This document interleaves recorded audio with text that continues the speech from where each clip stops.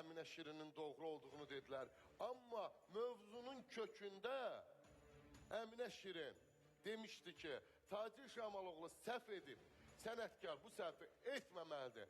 Ona görə də mənim üçün Tacir Şamaloğlu sənətkar deyil. Mövzu budur. Sualı verəndə, bu cür sual versən, Vüqar Əbdülov həyatı boyu deyə bilməz ki, Əminə düz. Bax, Allah səndən... Orada söhbət getmiş ki, mən bəhri qırmışam da, elə. Mən meyxanacı söyləməyim, qardaş, mən oxuyanamıyım. Mən xanəndəyəm.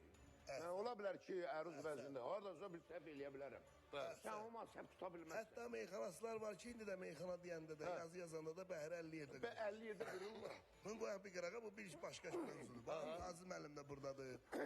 Yeganə xanım da təsdiqlər yəqin mənim sözümü. İndi öz fikrini təsdiqləməyə də bilər. Burada bax, oturmuşduq, mən veriliş mənim yadımdadır.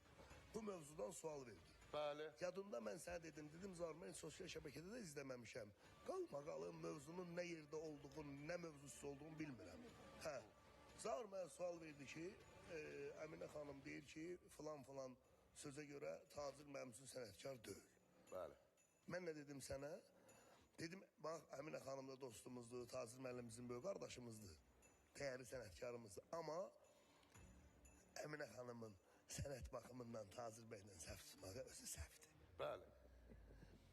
Dalım da gətirdim ki, bu günləri mən çıxmışam bura. Məsələn, Hacı Ağa Mirzə gəlir, meyxana deyirik. Bəli.